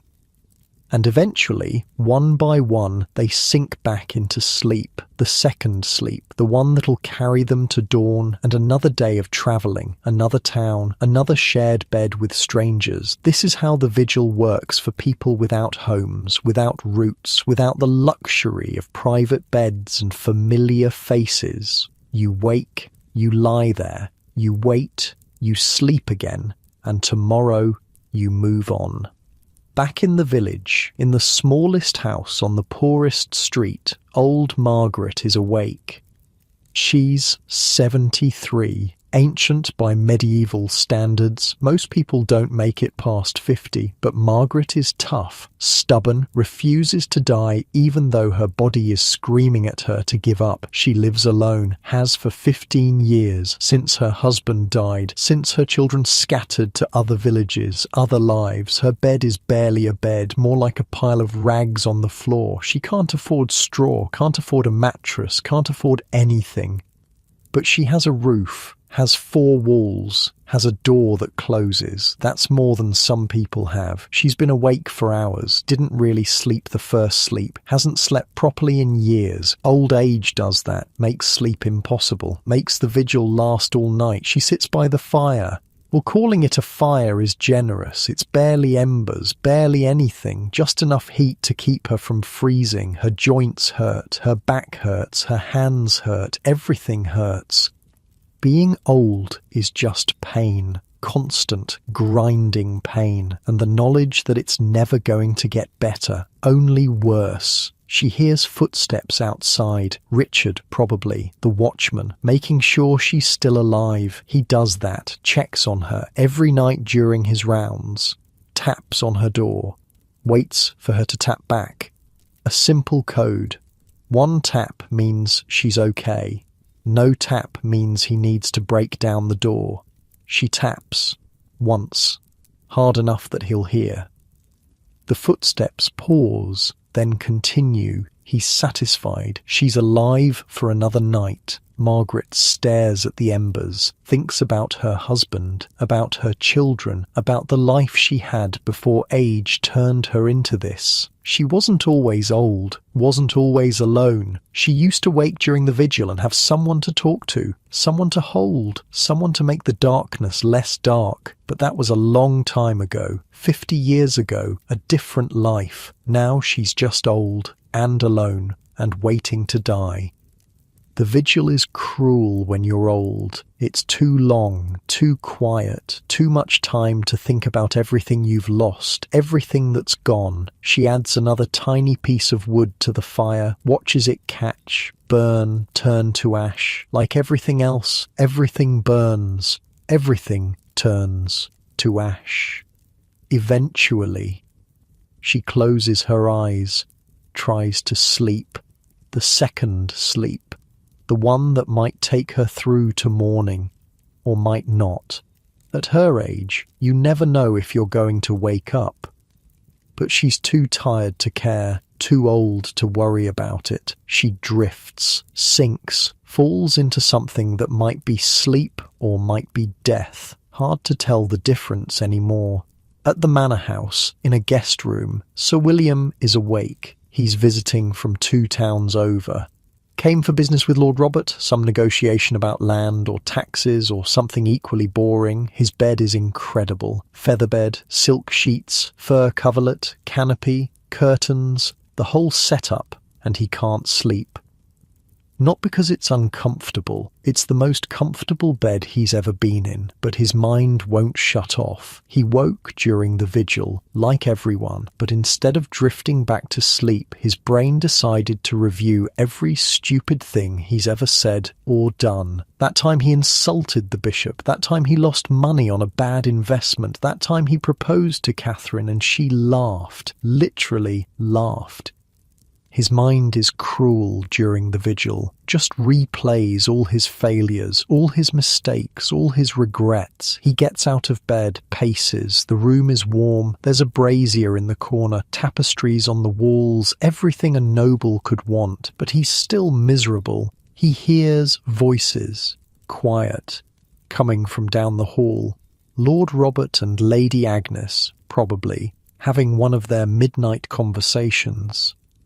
Sir William envies that, envies having someone to talk to, someone who knows you, who shares the vigil with you. He's 42 and alone, never married, never found anyone who could stand him long enough. His fault, probably. He's difficult, demanding, has standards nobody can meet, including himself. The vigil makes you face that kind of thing, makes you look at your life and see it clearly, see what you have, what you don't have, what you'll never have.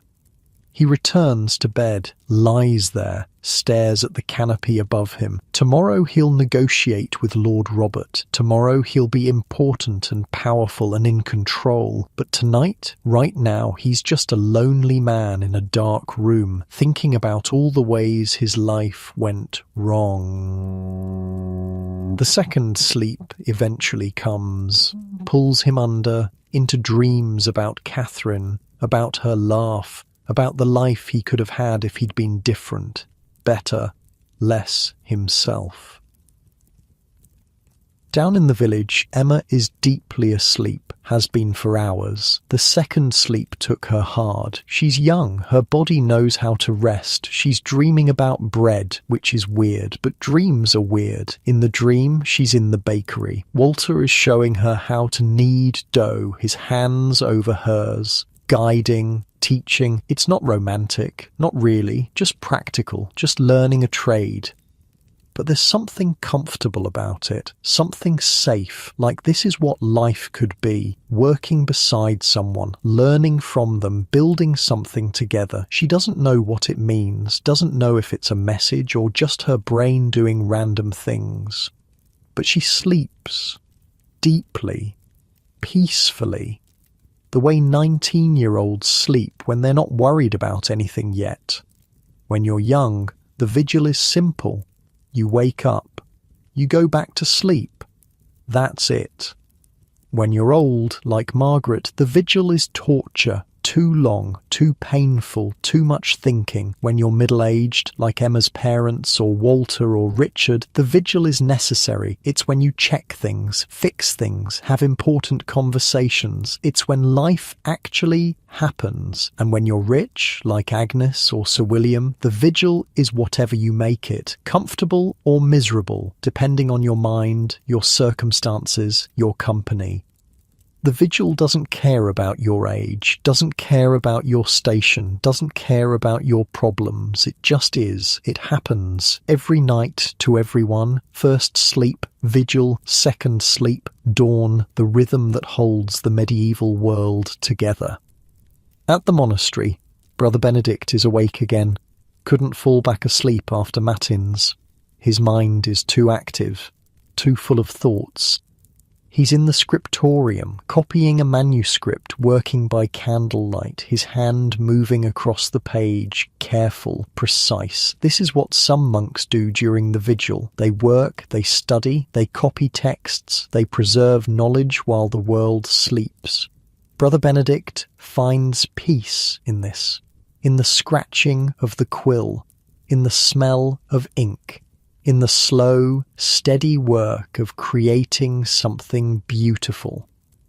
He's copying the Gospel of Luke, has been for 3 months, will probably take another 3 to finish, but that's fine. Time means nothing in a monastery. Everything moves at the same pace, slow, deliberate, eternal. The candle flickers, the shadows dance, his hand keeps moving. This is his vigil, not prayer, not sleep, just work, holy work, the kind that matters. Outside, the night continues. Inside, Brother Benedict writes, letter by letter, word by word, building something that will last long after he's dead. That's the point, really, to leave something behind, to make your vigil matter, to use the darkness for something more than just waiting for dawn. He finishes a line, starts another. The words flow. Ancient words, sacred words, words that have been copied 1,000 times by 1,000 monks in 1,000 dark rooms. And he's part of that. part of the chain, part of the tradition, part of something bigger than himself. The vigil is different for everyone, but it's the same for everyone too. It's the pause, the breath, the moment when life stops rushing forward and just exists. Some people use it for prayer, some for work, some for love, some for worry, some for nothing at all, but everyone has it. Everyone wakes, everyone experiences that quiet hour in the darkness. Rich or poor, young or old, alone or together, the vigil is the great equalizer, the thing that makes everyone human, everyone vulnerable, everyone awake in the dark and wondering what it all means. Brother Benedict finishes another page, sets down his quill, rubs his eyes. He's tired. The second sleep is calling. He can feel it, that pull toward rest, toward dreams, toward whatever the night holds. He blows out the candle, walks back to his cell, lies down on his narrow bed, and sleeps like everyone else, like the miller's daughter and the lonely noble and the old woman and the travelling merchants and the baker and the watchman and the farmer, all of them sleeping, all of them resting, all of them waiting for dawn, for morning, for another day. But that's still hours away. Right now, it's still night, still dark, still the vigil, and the world sleeps, in shifts, in stages, in the ancient rhythm that humanity has followed since the beginning. First sleep, vigil, second sleep, the pattern, the cycle, the way things have always been, until they change, until the world shifts, until artificial light and industrial schedules and modern life destroy the rhythm forever. But that's coming in a few hundred years, in the blink of an eye, historically speaking. For now, the medieval world sleeps, in two shifts, in the darkness, in the comfort of a pattern that feels natural, normal, right. And tomorrow, when the sun rises, they'll all wake and work and live, and eventually, when night falls again, they'll sleep 2 times, like always, like their parents did, like their grandparents did, like everyone has always done, because that's just how sleep works, how it's always worked, how it always will work, right? Right? The second sleep is different, not worse, not better, just different. Emma sinks into it like falling into water, heavy, complete, her body surrendering to rest one more time before morning demands everything from her again. The dream about the bakery fades, replaced by something else, something formless, just colours and sensations and the vague awareness that she's sleeping. Her brothers are out too. John stopped shifting around an hour ago. Dickon never woke up at all. Kid sleeps like the dead. Behind the curtain, her parents are quiet, their breathing synchronized. After 22 years of marriage, even their sleep rhythms match. The house settles, the fire burns low, the darkness deepens. This is the second sleep, the final rest, the one that carries you from midnight to dawn, from vigil to daylight, from one day to the next. It's lighter than the first sleep, not as deep. Your brain knows morning is coming, knows you need to be ready to wake up for real, to face work, to face life, but it's still sleep, still rest, still your body doing what it needs to do. Emma's breathing slows, her heartbeat slows. The world fades to nothing. Across the village, Walter is still awake. He can't remember the last time he had a proper second sleep, maybe 3 years ago, maybe longer, when Margaret was alive and helping him and he could actually rest. Now he just works, through the first sleep, through the vigil, through the second sleep, until dawn breaks and the bread is ready and the village wakes up hungry. John left an hour ago. Good kid, learned fast, didn't complain. Walter appreciated that. The monastery loaves are done, perfect.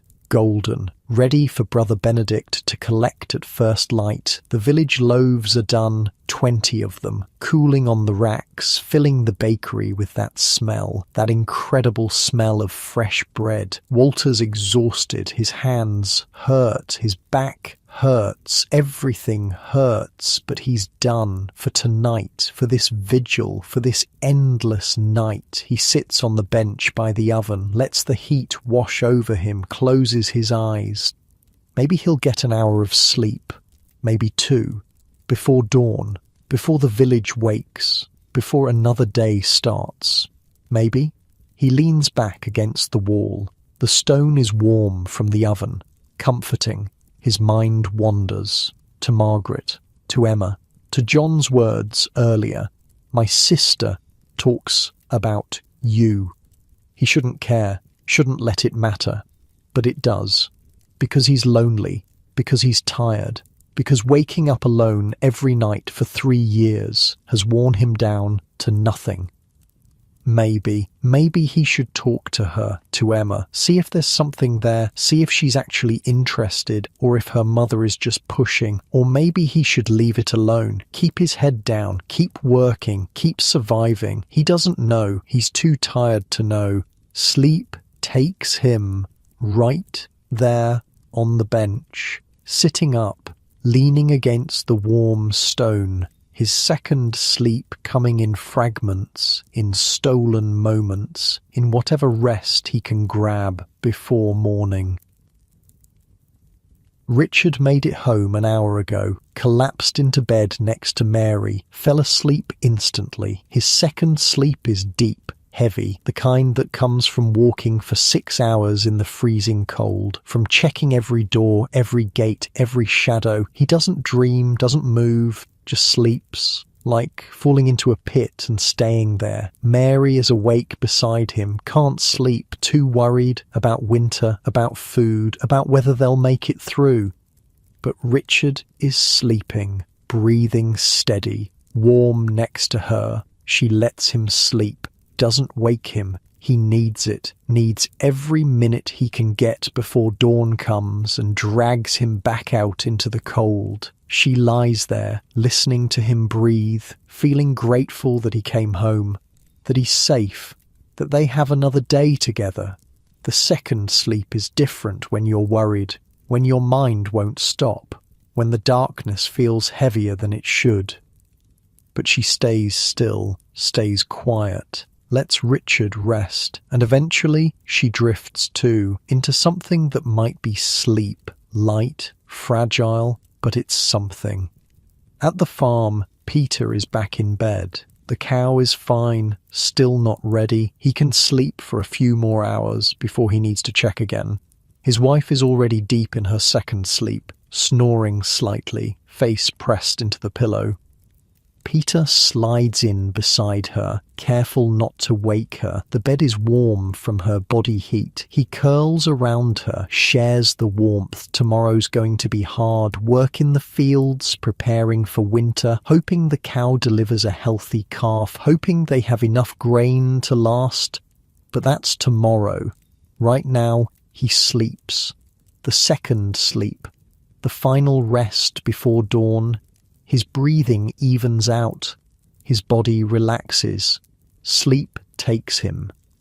And in the barn, the cow shifts, breathes, waits, her time coming soon, very soon, but not tonight, not yet.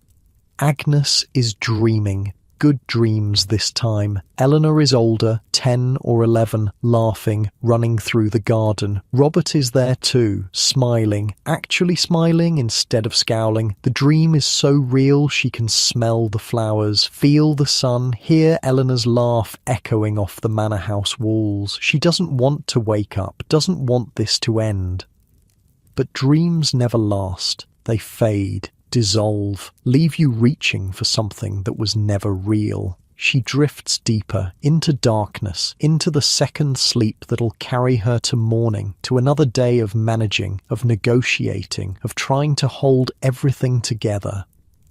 Beside her, Eleanor has stopped moving, settled into her own deep sleep, clutching that ugly doll, safe, warm, protected, Robert is snoring again. That familiar sound. The one Agnes has fallen asleep to for 12 years. Her family, her responsibility, her life. She sleeps, the second sleep, carrying her through the last hours of darkness, toward dawn, toward whatever tomorrow brings. In the monastery, the bells are silent. Matins is done. The next service won't be until Lauds, at dawn. When the sun rises and the new day officially begins, Brother Benedict is asleep in his cell, flat on his narrow bed. No pillow, no comfort, just sleep, pure and simple. The other monks are the same, all of them resting, the second sleep taking the entire monastery, wrapping it in silence. The scriptorium is empty, the chapel is empty, the hallways are empty, just stone and darkness and sleeping monks. This is what the second sleep looks like in a monastery. Complete, total, everyone resting before the day's work begins. No vigil conversations, no midnight tasks, just prayer and then sleep. The rhythm of religious life, structured, predictable, safe. Brother Benedict doesn't dream. His sleep is blank, empty, just rest without thought or image. And outside his window, the sky is starting to change, just barely. The darkness isn't quite as dark. The black is turning to deep blue. Dawn is coming. Emma's eyes open, not all the way, just a crack. Just enough to sense that something's different. The room is still dark, but not midnight dark, not vigil dark. This is pre-dawn dark, the kind that means morning is close. She can hear it too, the village waking up, a rooster crowing, distant, followed by another, then another, doors opening, shutters being unlatched, people stirring. The second sleep is ending, has ended. Time to get up, time to start the day. Emma groans, doesn't want to move. The straw is still poking her, but she's warm, comfortable, or comfortable enough. Emma, her mother's voice, tired. Time to wake up. 5 more minutes. Now. Emma sits up. The cold air hits her immediately. Jesus, it's freezing. She can see her breath. John is already up, moving around, getting dressed. Dickon is still asleep. Of course. Wake your brother, her mother says. Emma pokes Dickon with her foot. Up. He groans. Rolls over. Doesn't wake up. She pokes him harder. Up. Now. Go away. Get up, or I'm telling Mother you peed the bed. I didn't pee the bed. Then get up. He sits up, glaring at her. I hate you. Good. Get dressed. The family stirs, coming alive. The night officially over, the 2 sleeps finished, the day beginning. Emma's father is already pulling on his boots, getting ready to head to the mill. The stones won't turn themselves. Her mother is moving to the hearth, coaxing the coals back to life, adding wood, getting the fire going for breakfast. This is how mornings work, everyone waking up at roughly the same time. Not because of clocks, not because of alarms, just because the sun is about to rise and work needs to happen. Emma gets dressed. Her dress is cold, everything is cold, but she pulls it on anyway, wraps her shawl around her shoulders. Outside, the sky is lighter, blue-grey, the stars are fading. Dawn is maybe 20 minutes away. She can smell bread, fresh bread, from Walter's bakery. He did it, worked all night, made tomorrow's bread in yesterday's darkness, just like he does every single night. Emma thinks about him, about the conversation with her mother, about whether she could do that, live that life, wake up at midnight forever. She doesn't know, honestly doesn't know, but she's 19. She has time to figure it out, time to decide. Right now, she just needs to get through today, help her mother, help her father, do the work that needs doing. The rest will sort itself out, eventually. Walter wakes with a start. Damn, he fell asleep, on the bench, like an idiot. He looks around. The bakery is quiet, the loaves are still on the racks. Still perfect, good. Outside he can hear the village waking up. Footsteps, voices, life starting again. He stands, stretches, his back cracks, his neck cracks. Everything hurts worse than before, but the bread is done. That's what matters. He walks to the door, opens it. The cold air hits his face. The sky is getting lighter. Dawn is close. Brother Benedict will be here soon, right on time, like always, to collect the monastery loaves, and then the villagers will come, buying bread for their families. Starting another day. Walter rubs his face, tries to wake up, tries to feel human. He got maybe an hour of sleep, maybe less. His second sleep was a joke, a fragment, nothing. But it'll have to be enough. It's always enough. It has to be. He hears footsteps, turns. Brother Benedict is already here, early, walking up the lane, his robe swishing, his sandals slapping the frozen ground. "Morning, Walter. Morning, brother. The bread ready?" "Always is." Walter goes inside, gets the monastery loaves, wrapped in clean cloth, still warm.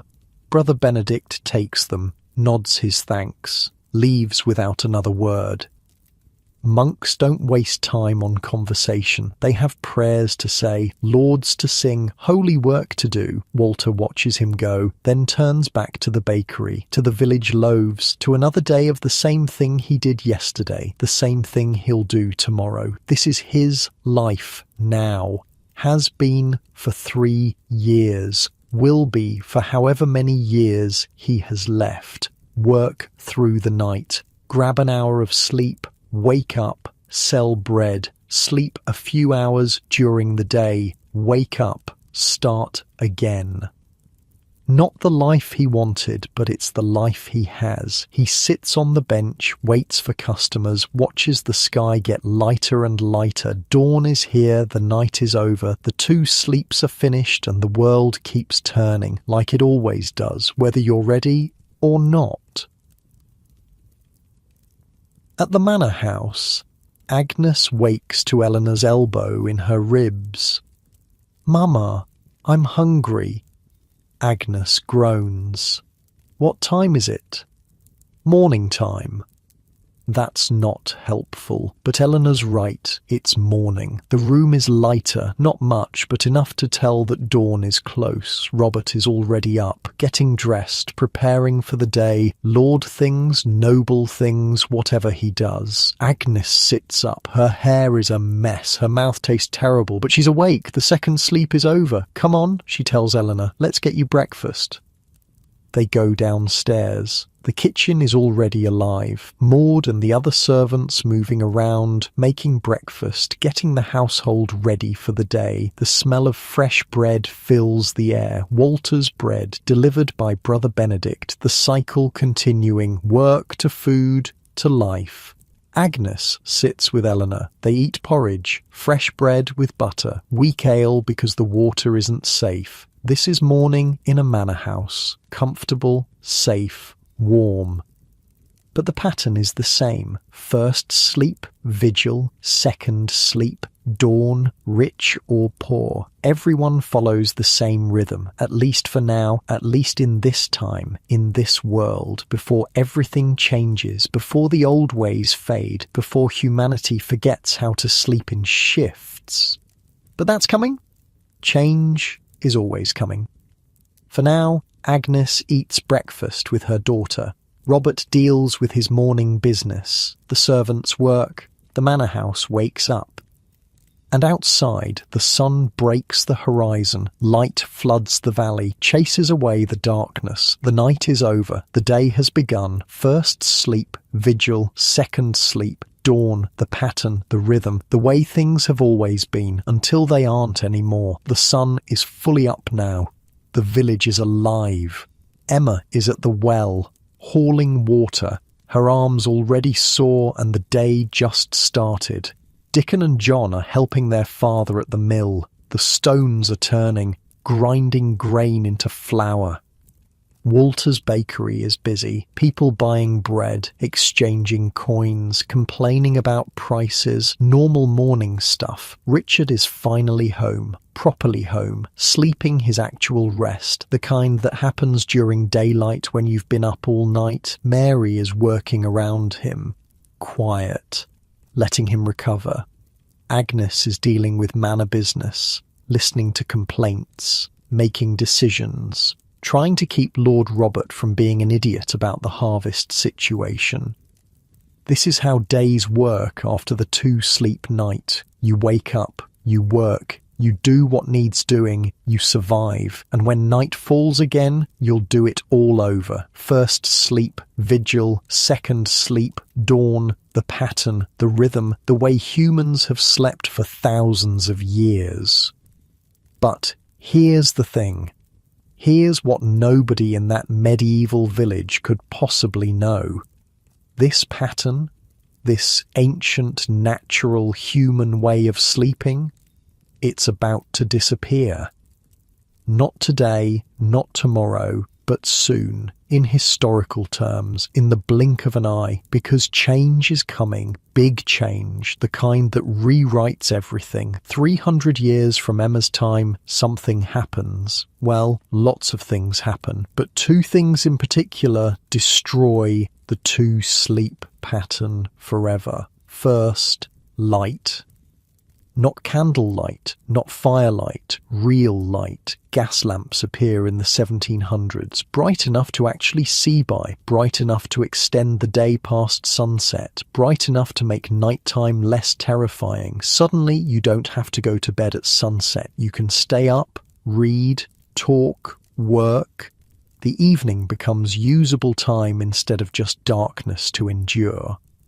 And then electric light. 1880s, game over. Night becomes day, darkness becomes optional. You flip a switch and boom, light everywhere, anytime. Your brain gets confused. The melatonin that's supposed to surge at sunset, delayed, suppressed, tricked by artificial brightness into thinking it's still daytime. So bedtime shifts. Later, later, later. People start going to sleep at 10, 11, midnight, which compresses the night. Instead of 14 hours of darkness to divide into 2 sleeps, you've got maybe 8 hours, maybe less, and that changes everything. Second, work. The Industrial Revolution hits, 1760s through 1840s, factories everywhere, machines running, production schedules, shift work. Suddenly your employer doesn't care about your natural sleep rhythm, doesn't care about your vigil, cares about you showing up at 6 a.m. ready to work, alert, productive.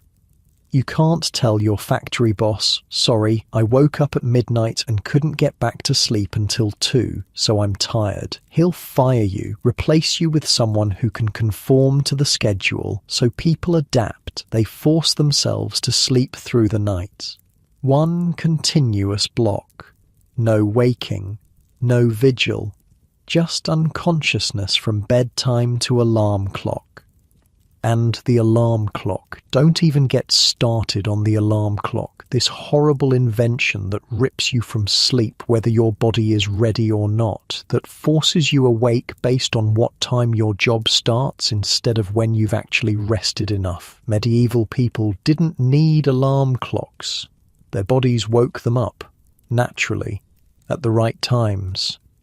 But modern people, we can't trust our bodies anymore. We've trained them to ignore their natural rhythms, to sleep when we tell them, wake when we tell them, function on our schedule instead of theirs. By the early 1900s, the 2-sleep pattern is basically gone, erased from common practice, forgotten.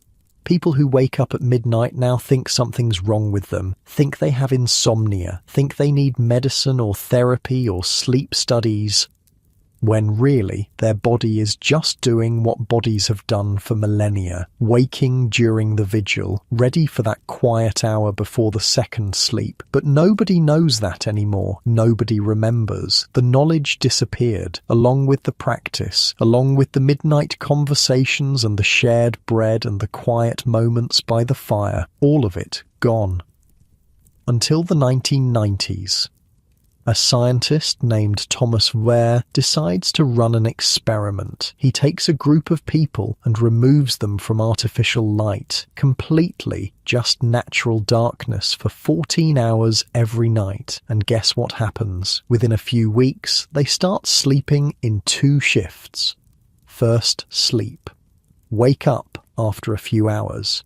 Stay awake for 1 or 2 hours. Second, sleep. Their bodies just do it. Automatically, without being told, without knowing about medieval sleep patterns or historical practices. The pattern is still there, buried in our biology, waiting to resurface when we remove the artificial constraints. Other researchers have confirmed it. When you let people sleep naturally, without electric light or alarm clocks or work schedules, many of them revert to biphasic sleep. Not everyone. Some people sleep straight through. Bodies are different. But enough people split their sleep that scientists now think it might be our natural default, the way we're actually supposed to sleep. Which means millions of people today who lie awake at 2 a.m. panicking about their insomnia might just be experiencing a normal biological pattern, their body trying to have a vigil, trying to give them that quiet hour. But instead of accepting it, we fight it, we stress about it, we take medication to force ourselves back to sleep, we treat our bodies like they're broken when they're actually working exactly as designed. Kind of sad when you think about it. We lost something valuable, that midnight hour, that quiet space, that time for reflection and conversation and just being human in the darkness. Medieval people knew their vigil was important. They valued it. They used it for prayer, for intimacy, for tending to life's necessities. We just see it as a problem to fix. So, what did we actually lose? The conversations, for one thing. The deep, honest, middle-of-the-night talks that only happen when it's dark and quiet and the normal social rules are suspended, when you can say things you'd never say in daylight, the connection, that feeling of waking up with someone, sharing the vigil, not being alone in the darkness, the peace, that hour when nothing is demanded of you, no work, no obligations, just time. Pure, unstructured time to think or dream or do nothing at all. The humanity, the reminder that you're not a machine, that you can't just run continuously for 16 hours and then shut down for 8, that you need breaks, pauses, moments to breathe. Medieval people had hard lives, brutally hard. They worked until their bodies gave out. They died young. They suffered in ways we can't imagine, but they had the vigil. They had that gift, that space, and we don't. We optimized it away, made ourselves more productive, more efficient, more aligned with industrial capitalism and its demands, but more tired, more stressed, more anxious about our sleep, more disconnected from our bodies and their natural rhythms. Was it worth it? Hard to say. We have electric light, indoor plumbing, modern medicine, lives that are longer and more comfortable than anything Emma or Walter or Agnes could have imagined. But we don't have the vigil, don't have that midnight hour, don't have the permission to wake up and just be awake without feeling like something's wrong. Some sleep researchers now suggest that people struggling with insomnia should try working with their body instead of against it. If you wake up at 2 a.m., don't panic. Don't force yourself back to sleep. Get up, read, meditate, have a snack, enjoy the quiet. And then, when your body is ready, go back to bed. Have your second sleep. Wake up naturally. It won't work for everyone. Modern life doesn't always allow it. Jobs and kids and obligations make it hard to follow your natural rhythms. But for some people, it might help. Might reduce the anxiety, might make sleep feel less like a battle and more like a natural process. It's worth thinking about, worth considering, worth remembering that the way we sleep now isn't the only way, isn't even the historical way. It's just the way we've trained ourselves to sleep in the last 150 years, which is nothing, a blip, a moment in human history. For thousands of years before that, humans slept in shifts, woke during the vigil, had their quiet hour. And their bodies were fine. Their sleep was fine. They rested and recovered and lived their lives without obsessing about getting 8 continuous hours. Maybe we could learn something from that. Maybe we could be a little gentler with ourselves, a little more accepting of what our bodies want to do. Or maybe not. Maybe continuous sleep really is better for modern life, for modern demands, for the world we've built. But at least we know now, know that waking at midnight isn't a disorder, isn't a problem, isn't broken. It's just your body remembering a pattern so old it's written into your biology, into your genes, into the very structure of how you're built. First sleep, vigil, second sleep. The rhythm of humanity, the pattern of the ages, the way we slept when we lived in harmony with darkness instead of fighting against it. Emma and Walter and Agnes and Richard and all the rest, they didn't know they were part of something ancient, something that would disappear, something that future generations would forget and then rediscover. They just knew they woke up at midnight, had their hour, went back to sleep. And maybe that's enough. Maybe it's not about knowing or understanding or optimizing. Maybe it's just about accepting, about being human, about following the rhythms that have guided us since we first learned to close our eyes and rest. The medieval world is gone. The 2-sleep pattern is mostly gone. The vigil is gone, but the memory remains in our bodies, in our biology, in that little voice that says, when you wake at 2 a.m., this is normal. This is okay. You're not broken. And on quiet nights, when the darkness feels heavy and sleep won't come, maybe you can remember them. Emma by her fire, Walter in his bakery, Agnes with her daughter, Richard walking his rounds, all of them awake together, all of them sharing the vigil, separated by centuries, connected by biology, united in that quiet hour when the whole world pauses and takes a breath before continuing on. First sleep, vigil, second sleep, dawn, the pattern, the rhythm, the gift we forgot we had. Unlike those medieval nights, you're warm right now, safe, comfortable in your bed with its soft mattress and clean sheets. No straw poking you, no fleas, no freezing darkness, no uncertainty about whether you'll wake up tomorrow. You have everything they didn't. Every comfort, every luxury, including the ability to sleep through the night if you choose to. No vigil required, no midnight waking, just rest, pure and simple. And maybe that's okay. Maybe that's progress. Maybe that's better.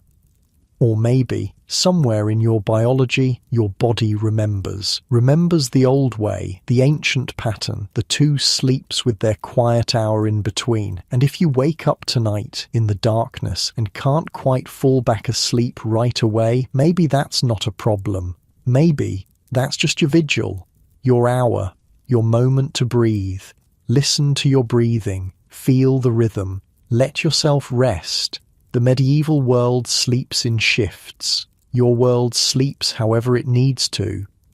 Both are fine,